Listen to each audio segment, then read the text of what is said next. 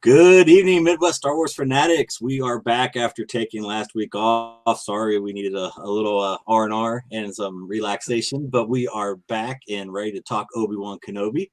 And first, also want to say thank you to the hashtag show that gives us a great opportunity to do this show and opportunity for us to write for me and my co-host Travis here, and also our sponsor TRG Toys and Collectibles. Make sure to go to trgtoys.com for your collectible needs. And so, Travis, we know we got a couple episodes to talk about, so I'm pretty excited to get into things. Also, anybody who is watching tonight, make sure you leave messages in the comments. Let us know who's watching. Any questions, comments? We want to know. We want to hear from you.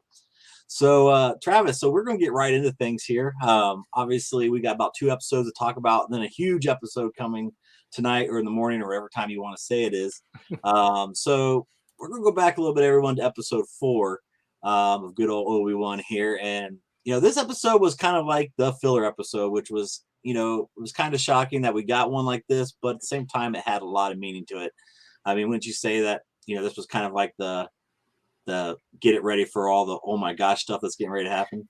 Yeah, I mean, it's definitely I guess I'll use the word bridge over filler because there are some, I think, key moments that were pretty substantial in kind of the overall story arc. But this is definitely a episode that was well positioned, I think, to sort of say, okay, here's everything we're building up to, and then getting us ready for what's to come in the episode 5 and then the finale with the episode 6. Yeah.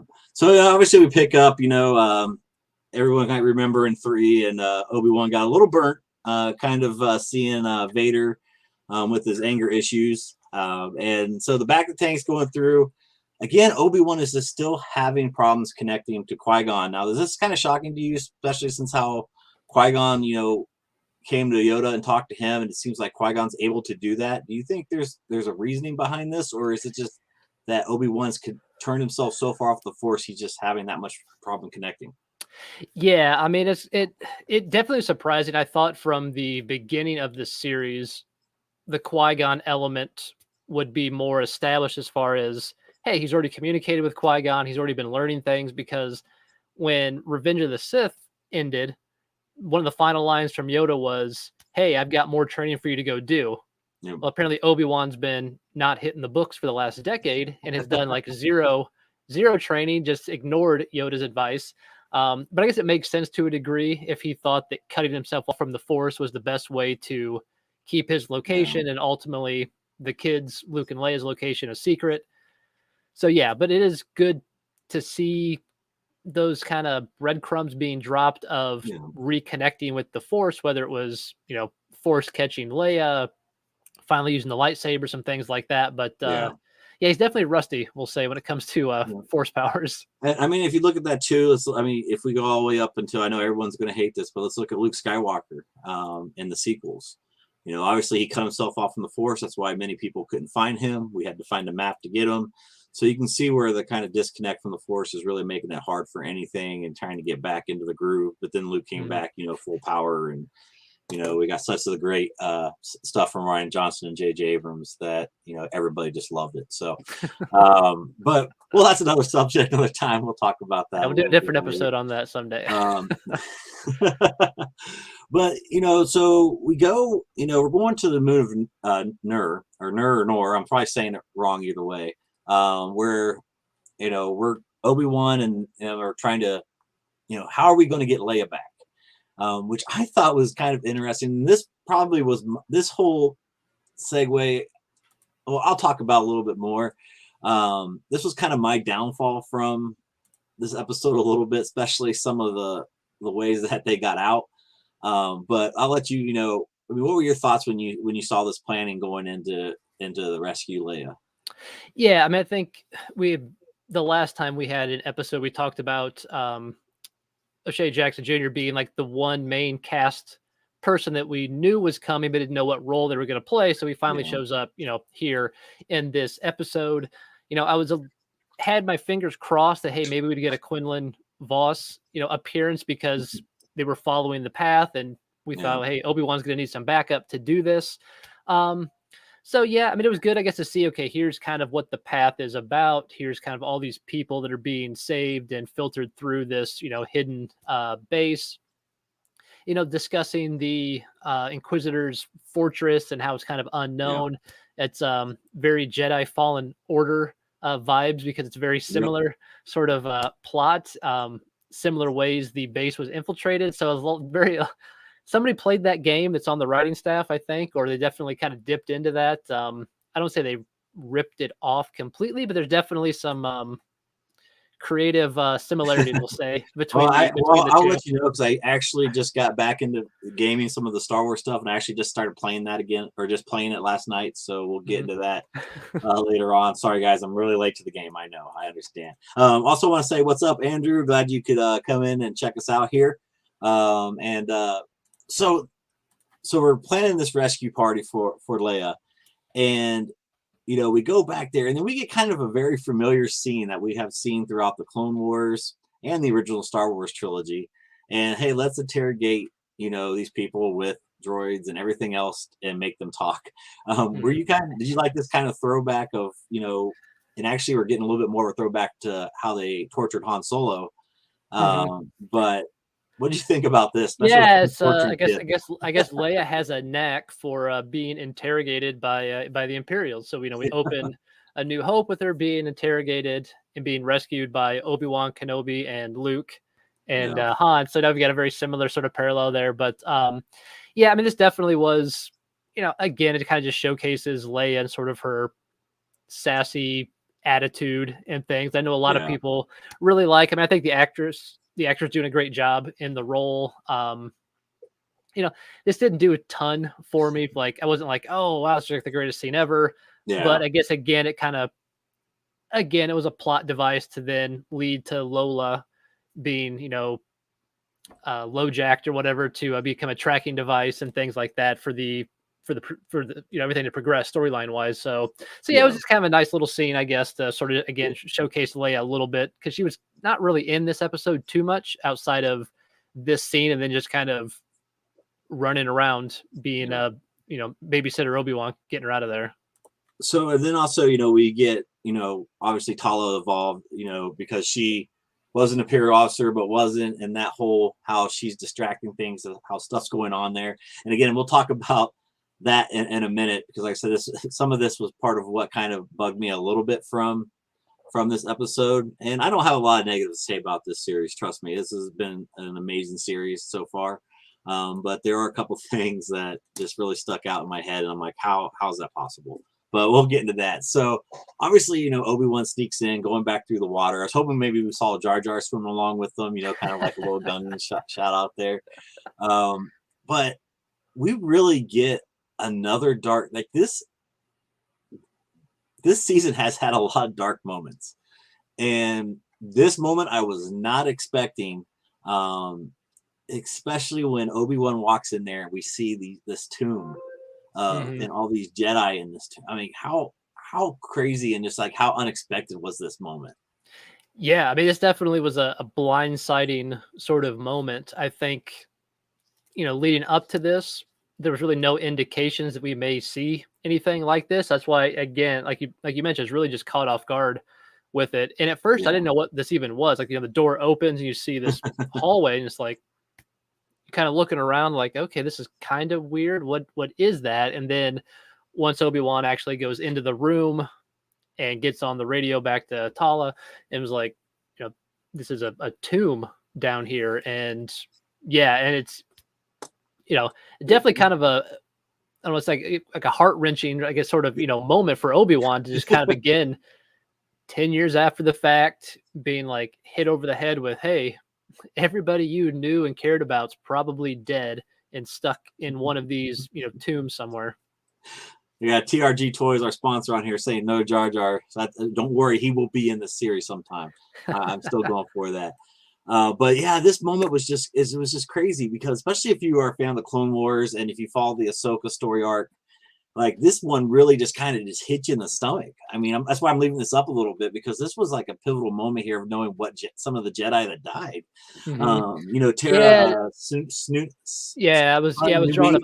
I was drawing a blank on the names. I remember they're in some of the Clone Wars animated episodes and things. I was like, oh, they look really familiar, but I couldn't place the name. Yeah, and that was just such a great episode and kind of teaching, Ahsoka patience and stuff. And like we'll go Mhm. back into there. And then it was a creepy moment. I agree. Like it was just like I just was not expecting it.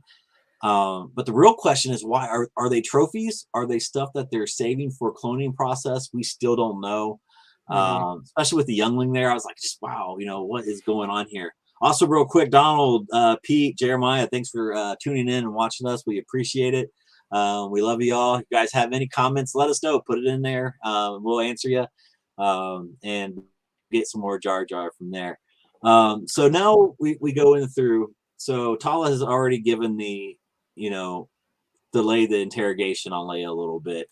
So now we're going into the rescue phase of Mhm. everything. And Obi-Wan, instead of Stella gets her groove back, this is going to be Obi-Wan gets his groove back because he starts kind of feeling the Force again and getting his little moves down and everything. Now this was a fun part for me anyway. So I don't know about you, but it was kind of neat to see Yeah, this a was little lightsaber twirl, wham, ready to go. Let's yeah, let's get Obi-Wan. these, early when we first opened the episode, I mentioned a bridge and kind of some key moments. These were the things I was thinking about when I made that comment, because here you see very much a callback to A New Hope with Obi-Wan doing the sort of sound off in the distance to distract the stormtroopers move that he's got. You saw him a little bit more comfortable using the lightsaber, and to your point, he did the little lightsaber flourish twirl at the end that he did back in the prequels and things of that nature. So you start to see him maybe like, get his groove back, like you said, start to remember how to actually use the Force and do some of the things that he's capable of doing but hasn't done in over 10 years. Yeah, so we definitely see some great moments there, and it was pretty exciting to see him, kind of get the oh look over there, everybody, stormtroopers and stuff like that. So it was good to see all that and kind of going from there. Um, so this series has just been one thing after another, and then all of a sudden we really get to see Obi-Wan's strength again with the Force, with obviously the water scene, Hmm. which I thought was pretty interesting there. And so what were your thoughts on this? Did you like how the Force was kind of used here? How, I mean, I think we've seen this before, especially in the Bad Batch, maybe, and other things, but not with the Force. So, Hmm. I mean, what are your thoughts here? Yeah, this was kind of had definitely sort of escaping through the underground of Camino sort of feel to it with the Bad Batch. But again, I think this moment really was designed to again show Obi-Wan sort of knocking the rust off as far as using the Force, and now him being able to hold back the ocean, the water and everything for that period of time, kind of saying that, hey, maybe he's not as strong as he was back at his peak, episode three, the movie, not episode three of the series, episode three, the movie. But he's starting to get back to where if and when there's another encounter with Vader, it'll be more of a even match as opposed to him being completely overpowered like he was back the first time they encountered each other here a few episodes ago. Okay. And obviously, if for all those tuning in on the Midwest Star Wars Fanatics, I am so sorry. We had a glitch there, and it was broadcasting to the wrong page. It should be live on there now, so you can find us back on Hey, our Midwest everybody. Star Wars Fanatics page. So sorry about that. I hit the wrong button. I'll take full responsibility. Force was not strong with me on that. But going on into some other things here, this is where this kind of bugged me a little bit. So I'll have your take on this. We'll bring up the picture here, and we'll kind of talk about the third sister and the escape from their tower. Mm. I mean, what were your thoughts on the escape and from there? Yeah, I mean, I guess I'll be curious to see what your complaints are going to be, because we have not full disclosure. Greg and I have not discussed any of the episodes before we do this. So this is live feedback and reaction to each of our takes on this. Um, it was a little forced, I guess, to like all of a sudden magically, the two speeders show up, save the day, help Yeah, them escape and everything. I thought seeing third sister Riva, do all the deflections of the speeder and stuff was kind of cool visually to see. I guess it also kind yeah, of helps show that she actually is fairly, I guess, strong in the Force and, capable of doing what she needs to do. So that was good.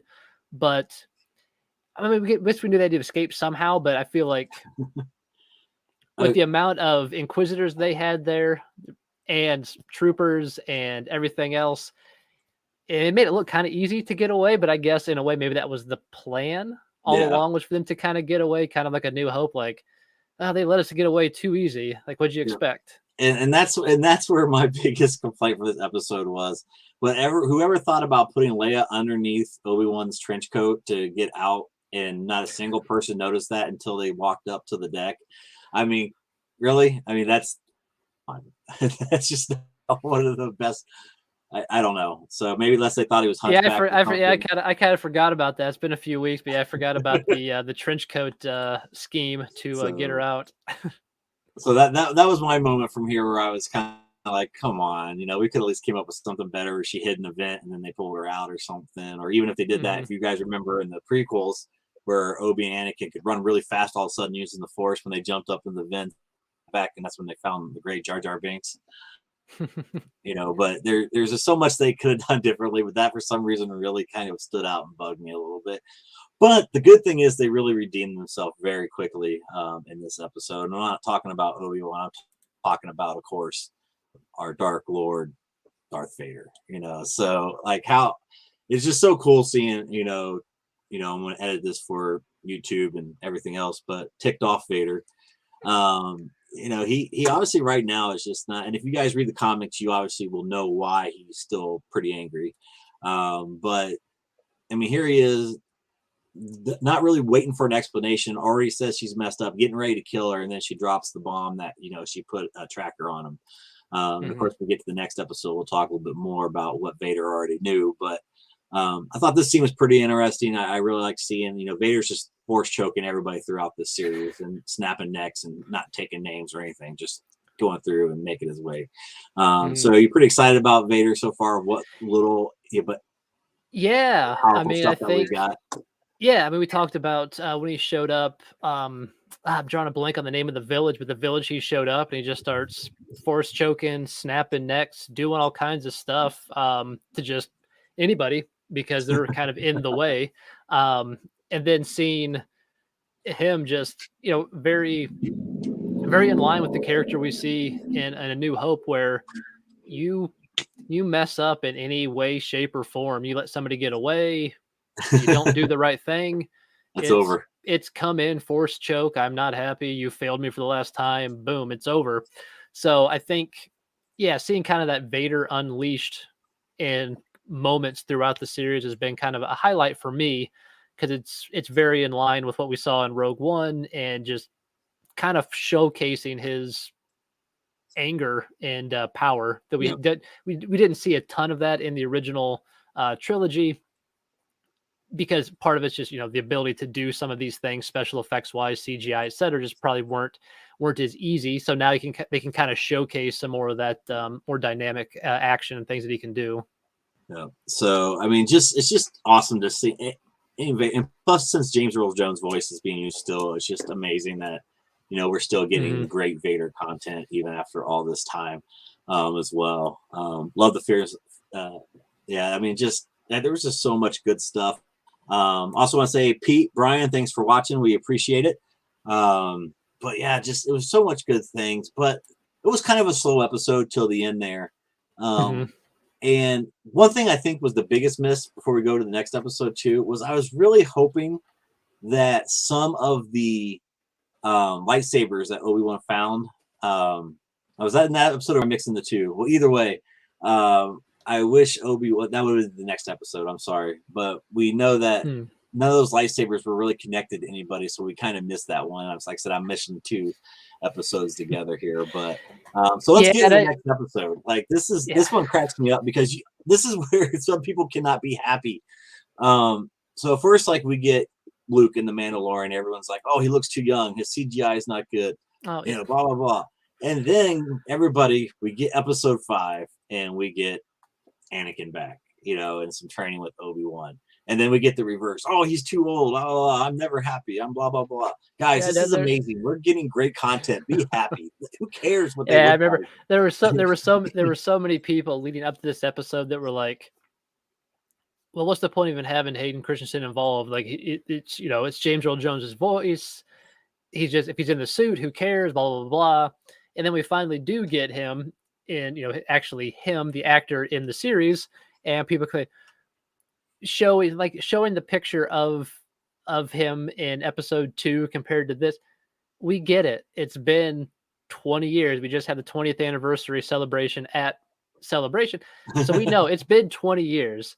If you look the same as you did when you were 20 as you are 40, all the power to you. And there's only so much special effects and deep faking and stuff that you can do without it just looking corny and way, just too fake.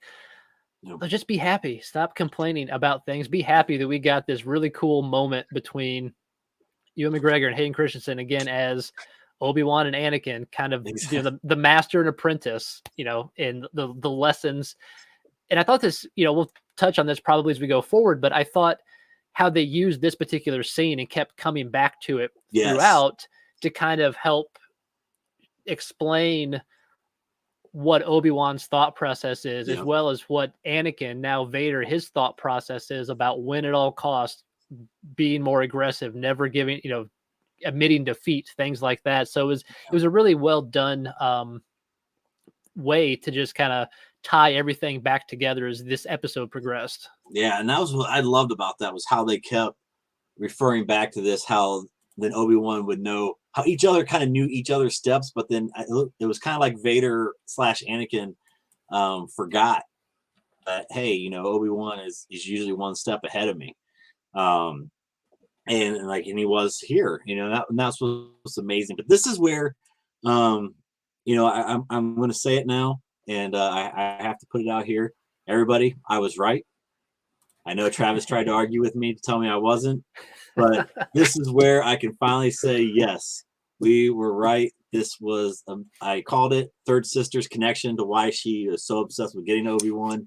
I have to rub it in a little bit because, like I said, when it hit me, I was like, oh my gosh, and it was right. So for once, I got something right, and I'm happy, and I'm going to brag a little bit about it. But before we get a little bit into that, obviously we find Obi-Wan trying to escape, and this is obviously where we find the lightsabers, where I jumped ahead a little bit in my brain. So they get back, they're being tracked. Vader knows where they are. Third sister, and they know where they are. And this was pretty cool to see this, knowing that they had to get out of there, and then Lola was used against them. What were your takes on kind of this moment before this all went down with Vader and everything? Mm-hmm. Yeah, I mean, I think it was sort of unexpected that. Oh man, I'm terrible with the names, but the guy on the far right there returned. I didn't think we'd see his character again make an appearance. So that was So that was cool to have him back. And really, one of the cool things I thought in this particular scene, sort of setting up to the rest of the episode, when they say, "Hey, Star Destroyer's here.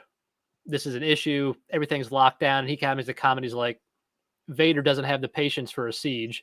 And then it kind of goes back then to the lightsaber duel that they're having about patience, and Anakin always being the aggressor and not, never learning that lesson of patience that Obi-Wan's alluded to. So yeah, I mean, it was definitely sort of a good indicator of what's to come. And this episode was great because it just kept ramping up as it progressed. Like you thought, like, okay, we've reached the pinnacle, like the climax of this episode. Oh nope, take another notch. Okay, something else is going to happen. Take another notch. Just kind of kept growing and growing. What I really loved about this was Rogue One feel of this. So and that's what was really neat. Kind of like some basic, even though you did have a Jedi involved, he was trying not to use the Force as much as possible. They were looking for ways to stop Vader, distract him and everything. And then, we see, a moment that just tugs at everybody's heart again. We find this character that we really like. And then all of a sudden, guess what? you know, just wow, you know, just it Hmm. was kind of like one of those punch in the stomach. It wasn't like a Kanan punch in the stomach, but it still was pretty intense, you know, and the sacrifice she made to help, you know, save, you know, Obi-Wan and everybody else. Hmm. I mean, were you surprised with this that I mean, they already kind of killed her off? Yeah, I mean, for a character that was introduced 2, 3 episodes ago, definitely had a pivotal role to play, but it wasn't like we had a ton of time to get super attached to the character.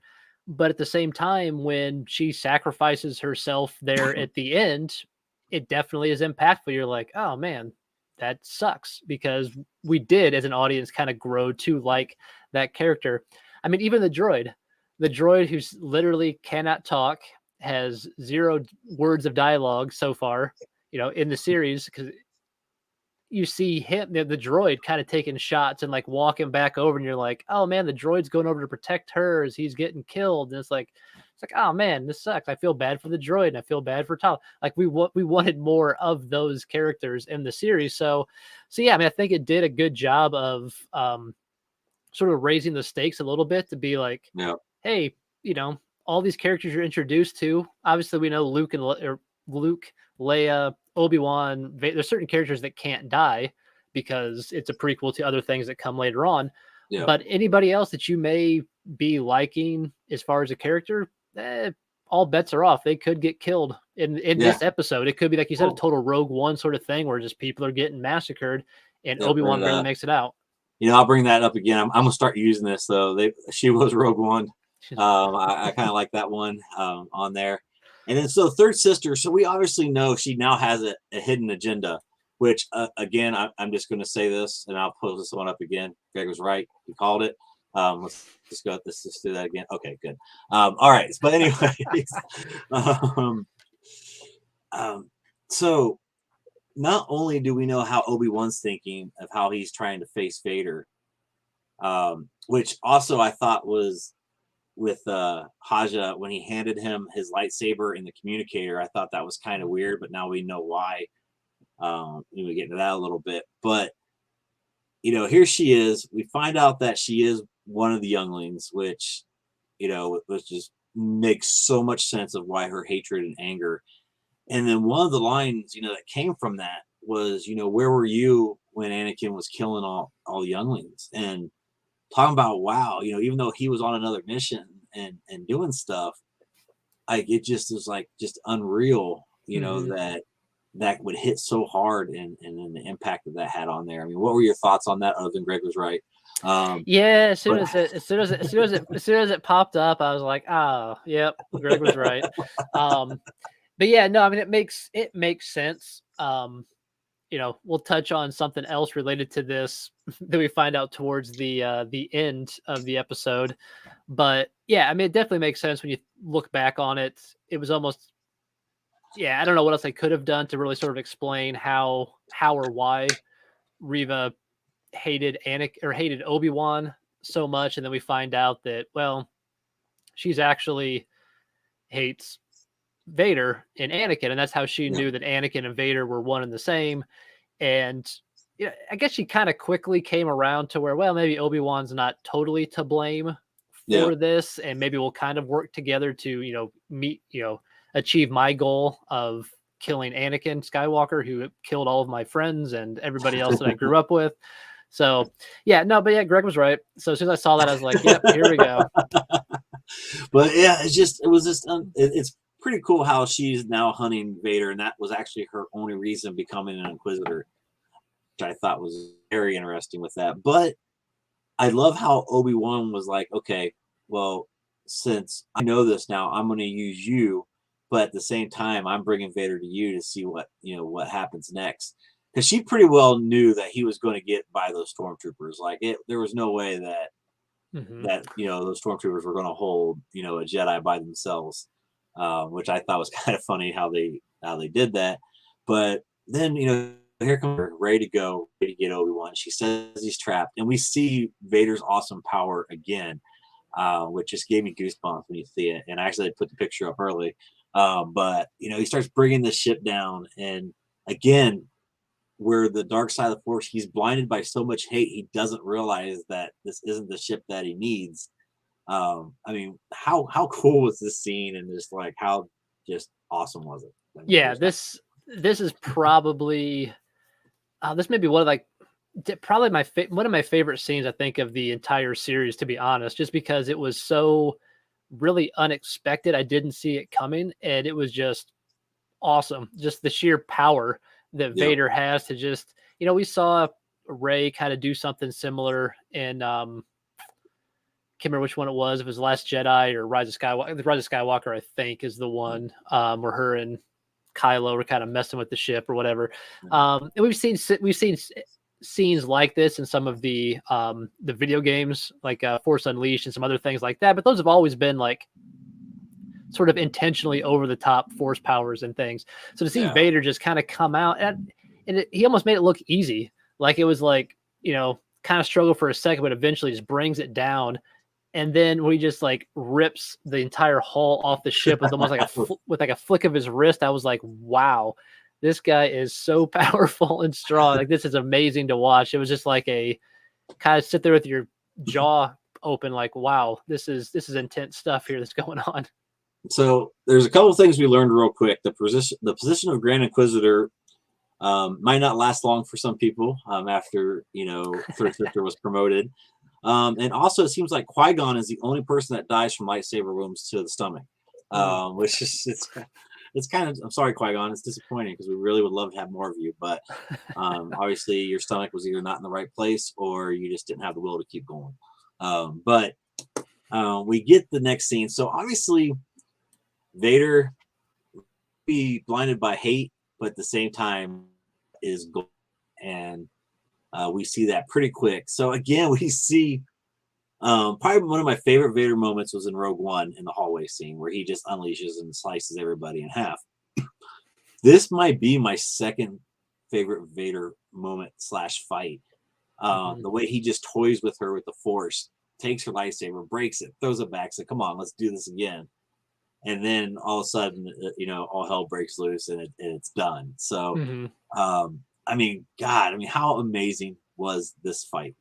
Yeah, this was a really cool fight as well because, from our perspective, we're watching it. We see Reva sneak up. We're like, okay, what's going to go wrong here? Because we know she's obviously not going to kill Vader.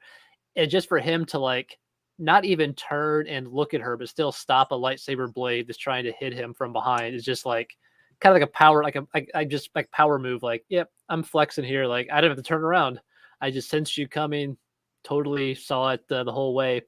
And that's why, going back to the comment I made earlier about the hangar escape scene and seeing Reva being able to deflect all the shots from the speeders and things, to me, that was a little bit of an indication to at least show that Reva is pretty capable when it comes to using the Force and her lightsaber. Yeah. She's no slouch.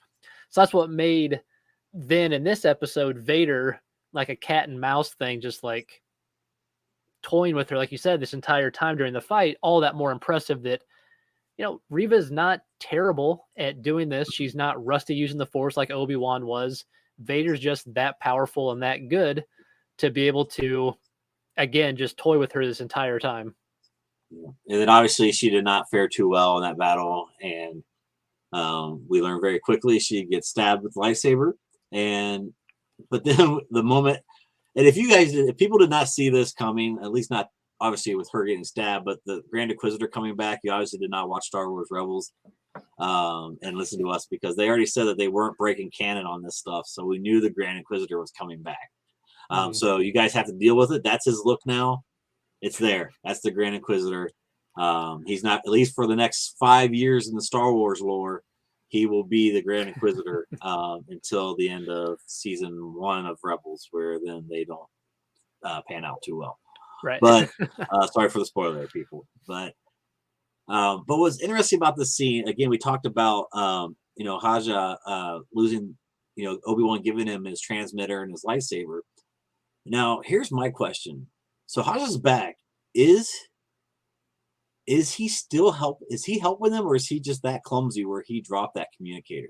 Because it was just kind of weird how it kind of fell. He looked back and just kept moving. Because I know if I lost something from a Jedi, I would probably go pick it back up because I don't want to Well, make. I mean, also, I mean, do you have potentially Darth Vader and Imperial stormtroopers chasing after you? And as we know from his character previously, he's probably not the most brave individual. Kind of looks out for himself. I'm going Yeah, to chalk it up to just being clumsy. I don't think he intentionally left it behind, because at the end of the day, we almost get lucky that somebody even finds it. If she would have gotten fully killed right yeah. away, then she would never, crawled over and found it. So I'll just chalk it up to he was clumsy in his mad rush escape from Vader in the oncoming onslaught. Yeah, I'm gonna leave it in the air on this one because I'm gonna play devil's advocate here, just because money talks, and obviously there's a huge bounty out on Obi-Wan, and maybe he's still Yeah, trying that's to true. That's collect and true lead too. them. Yeah, So there is. I forgot about the bounty. y- Yeah. there's definitely a little bit um, who knows? But I just thought it was interesting how he dropped it. TRG, I love a little bit of rubbing it in from the Grand Inquisitor. I agree. That was pretty. He was very very vocal to Third Sister about, hey, I'm back, and he even called her the Grand Inquisitor when he left, which I thought was pretty funny as well. But this is where this scene gets really interesting because we've been focused on Leia so much, and we see little, at the very beginning, and Uncle won't let him have his toy fighter and stuff. And then all of a sudden we see, the scene snaps to, and I don't know why. There it goes. It was really going slow there. Luke's sleeping. So there's obviously a lot of theories out there, what's going to happen next. But I mean, this kind of dramatic drop off, this hang up was just like, wow, this was kind of like, why, what's going on? Because as we know, as far as we know, the only person that was able to track down again after the Inquisitors, Obi-Wan on Tatooine, was Darth Maul and Ezra. So we had a Jedi and a Sith that had to work together, an ex-Sith that had to work together, open a holocron to find, where he was at. So what do you think this scene means to you? And then let's get into it. If you guys are listening to us here still, we want to know what you think is going to happen tonight in this final episode. Yeah, oh man. I guess the one thing I'm going to say with whatever's going to happen here, the writers, directors, everybody involved in this is going to have to be very, very careful on what they do, because this is going to be very easy to open up potentially a ton of plot holes and like, okay, how does this explain anything that happens after this? Yeah. If somehow the Empire and Vader or anybody knows that Luke is Luke Skywalker, son of, and he's on Tatooine, Yeah. then how does Obi-Wan go back after all of this and stay there for another 5, 6, 7 years, however long it is, another 8 years maybe, give or take, and watch over Luke before he encounters him again, and the whole, original trilogy kicks off? If the Empire knows that Obi-Wan's on Tatooine, it's just going to get to be such a gray, tricky area to work through here. That's why I really thought, okay, it made sense at the beginning of the series that the focus shifted off of Tatooine into Leia and away from Luke, because how else do you explain Obi-Wan to kind of be able to go in hiding after this for another 8 years? Yeah. So it'll be very interesting to see what Reva does with this information. If she goes off to try to do something to Luke herself, you have to think her plan is to somehow use this as a trap or lure for her ultimate goal of facing Vader and taking him out. So yeah, I'm confident, I guess, in a way that the writers know what they're doing. They do a good job with it. But man, this is a scary proposition. Like when this all gets over, there could be tons of fans out there like, wow, you totally just shot tons of holes in all the canon and stuff, and you have to do a lot of explaining. Yeah, it's definitely going to be interesting on how this treads and how everything goes. But you know what? Because the one things that we do know from the comics and stuff, obviously Vader has no problem killing Inquisitors. If you guys read the comics, you'll learn that very quickly. But it's just, what how does he go back into hiding? Because like we said, we pick up Obi-Wan again in Star Wars Rebels in the timeline, when Maul and Ezra find him, and then Maul even asks, "Is this the chosen one?" And is he the one? And he says yes, and then Maul dies, and then that was it. So and then we don't pick up Obi-Wan again until A New Hope. So how does he get back? It's exactly right. How does he get back to that hermit stage where, obviously people are going to know he probably doesn't have his job at the meat factory anymore because he's missed a few days of work. Yeah, he hasn't been checking in with his boss there. Yeah, so it'll be interesting to see. Also, real quick, Justin and Aaron, thank you for watching. We're glad you guys are here. We'd like to hear from you guys if you have an input of what you think is going on with the scene with Luke, and and what's going on with Third Sister. Like, what is she going to do now? She knows Tatooine. She knows that there's probably a force-sensitive person that they're protecting, but no one really knows other than 3 people right now that Luke is Vader, is Anakin's son. So I just don't know. This is the one time I'll say that I don't have a theory because they left me at a dead end on this one. Yeah, I guess that's the one true thing with it is, I'm trying to remember the exact wording of the message. You've got, the boy is on Tatooine. I guess they never really mention anything specifically like what his significance is. But yeah, I'm with you. Like, I'm just completely trying to think of what's going to happen next. And I have absolutely no theories that make really any sense given the direction things have gone. Yeah. And I'll put some spoilers out there just so you guys know. Obviously, Obi-Wan and Vader probably make it through the end of this episode. I'm sorry if I ruined that for you guys, but obviously we know that for a fact. So we do have that down. But there is a rumor out there which I find very interesting, and if it's legit, I'm pretty excited. But one of the big rumors is this episode is going to be just about an hour and a half long. Let's get in a movie. So they're kind of doing the Stranger Things approach for their last 2 episodes, coming up here in July. How exciting is that going to be if there's an hour and a half long finale for this series? Yeah, that would be pretty cool, because I think one of the first things you and I discussed when we found out there were only going to be 6 episodes, we were like, wow, this is going to have to be a very contained, tight story, because typically the Disney Plus episodes for Star Wars shows have been, anywhere from 35, 40. I think one of the episodes of Obi-Wan, maybe the first one, stretched into the 50-minute mark, which was pretty amazing to have that long of a runtime for an episode. So yeah, if their plan was all along like, hey, we could have done 8 episodes, but we did 6. We just combined 2 or 3 into the finale to make it like a big event. That'll be awesome. So I'm very anxious to find out tomorrow morning when I watch this and see, hey, what's the runtime on this? And that'll help, because there's a lot of loose ends, I think, still to tie up on this one. So I think they've got a lot. They can definitely fill the time if they go for the full hour plus. Yeah, it's just, God, there's just so much that, we could possibly see. And, and also what's interesting too is, there's rumors out there that a second season's been greenlight, which, I find it interesting. Like, are we going to flop it and now do a season of him? Like, if you guys remember when we first started talking about the Obi-Wan series, how I was so against it. I was like, okay, it's great we're getting it, but I didn't think it was needed. And I obviously ate my words on that because I love it, and I didn't realize how much we needed this. But my biggest fear is if there is a second, are we going to go into now Obi-Wan just watching Luke in sandstorms and sand people and everything else, just kind of like the basic stuff up until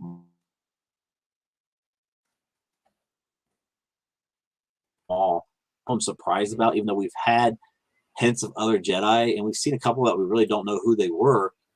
But are you really surprised that we haven't got like that big or will we other Jedi moment, like a Mace Windu or a Cal or somebody that's still out there? Obviously we know Ahsoka's out there somewhere. We know, Kanan's out there somewhere, and he's still on the run. Like, has it surprised you we haven't got that, or do you think that they're purposely not doing that because they don't want to take away from the Obi-Wan and Vader moment coming back? Yeah, I definitely think it's intentional in the fact that the focus of the series is Obi-Wan.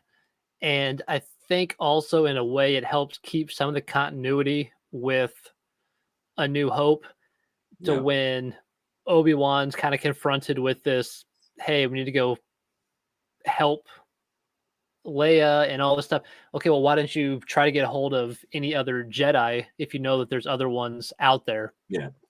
So I think the Quinlan Voss thing was kind of a nice little sort of almost like an Easter egg in a way, to say that hey, he's still out there, but Obi-Wan maybe never interacts with him and knows how to get a hold of him and things like that. He just knows that hey, there's some people out there that survived this, but I have no real way to get in touch with them.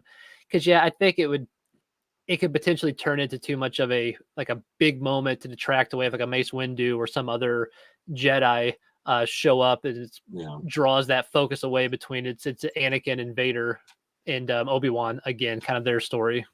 Yeah, it's just like there's got to be. Here's my theory of how this. I really thought that this series will end with. We'll see another Vader and Obi-Wan, square off again. And I really think Vader will just literally beat the crap out of him. I think somehow Obi-Wan will escape. Travis, you still there? Oh, flashing on and off there. Yep, sorry. Hopefully, somehow either somebody will help him, like a Mace Windu, or maybe even an Ahsoka, or something that he's beat, but he was saved before he got killed. Kind of like, and I don't want to use the world between worlds, but there's a reason that was brought up, and we see Ezra save Ahsoka at the same time, pulls her through the gate and everything. There's going to be something that really, I think, makes Obi-Wan go back and become a hermit again and turn himself off from the Force, because obviously, like you said, he knows there's other Jedi. We know in Rebels he met Ezra, but never really reached back out to Ezra as far as we know for anything.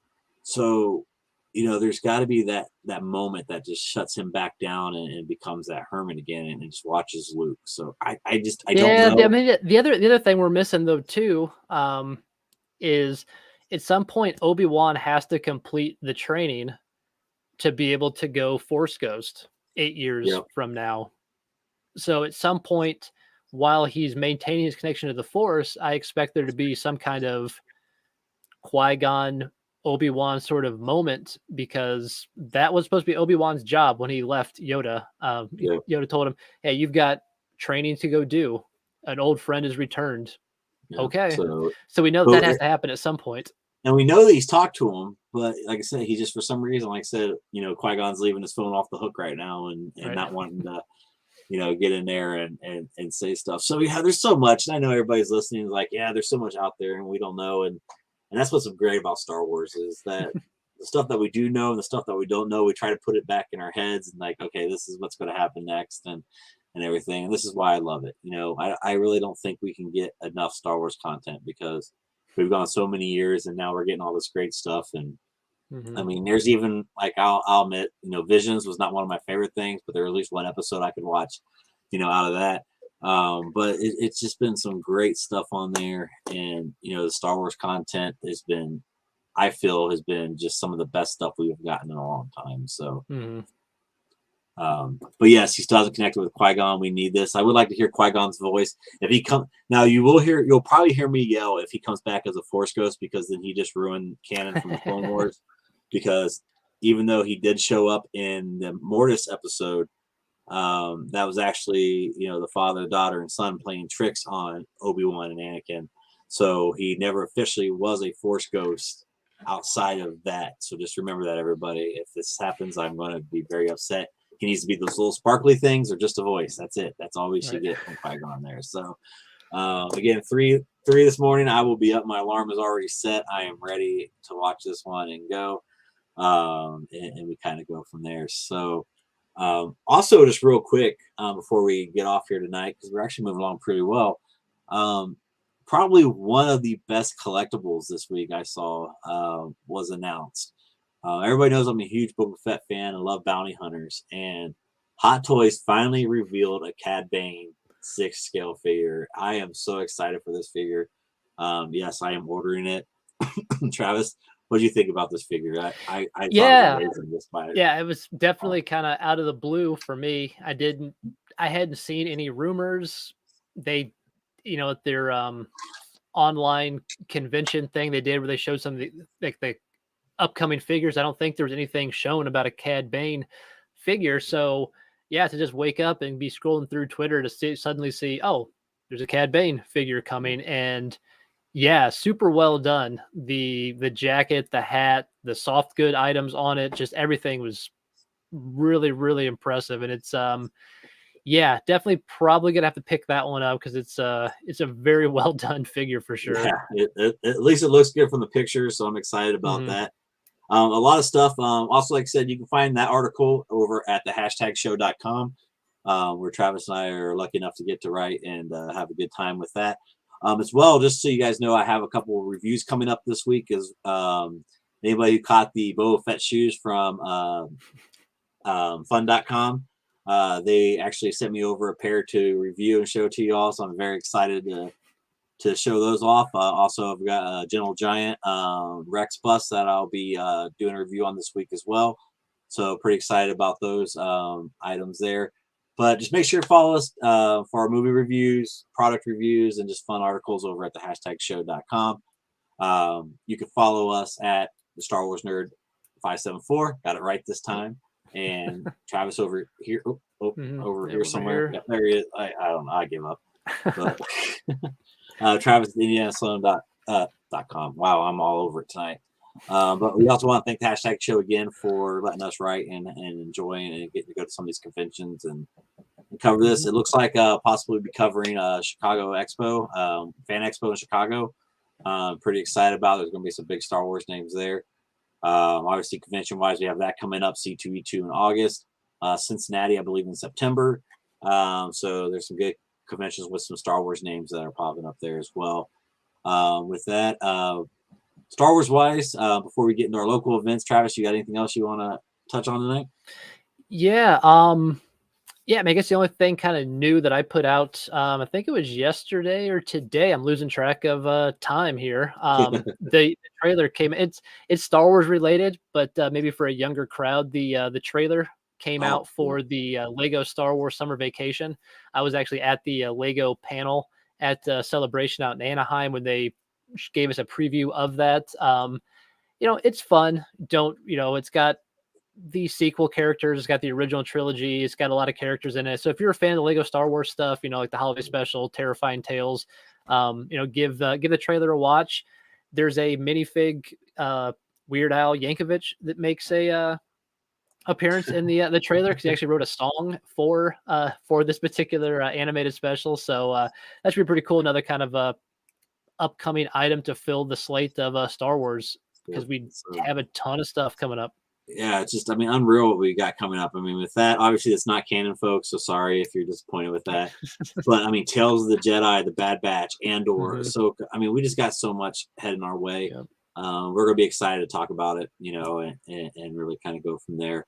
Also, too, this week I will finally have the official date for our charity, our Mission 22 charity auction. I will have that date put out. It will either be August or September. I'm waiting on a couple things. I'm trying to seal for some great items for auction.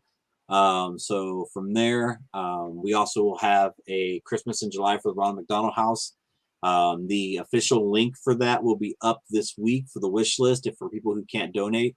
We are hoping that this will be donated. We'll also have a thing at a local shop up here as well. I'm still working on some details there. But other than that, folks, I am so glad you guys tuned in with us tonight. Obviously, we're very excited for Obi-Wan to finish up the first season tonight. And then we kind of go from there. So with that, once again, I just want to thank you all. Be safe out there. For all you who did a celebration, I hope most of you are feeling better. I know a lot of you got sick. Concrud, COVID, whatever you want to call it. It got a lot of people this time. Somehow Travis and I were strong with the Force, and I was able to deflect that. But again, stay safe, guys. Stay healthy. Cannot wait to see you at the next convention. And then overall, again, thank you to our sponsor, TRG Toys Collectibles. They have some great things. I actually got a chance to go out there and check out the store. make sure you check them out at trgtoys.com. And also thank you again for the hashtag show, where you can follow us at hashtagshow.com or the hashtag show on Twitter, Instagram, Facebook. With that, tune in to Midwest Star Wars Fanatics next week. We cannot wait to talk about the final episode of Obi-Wan. And until then, may the Force be with you.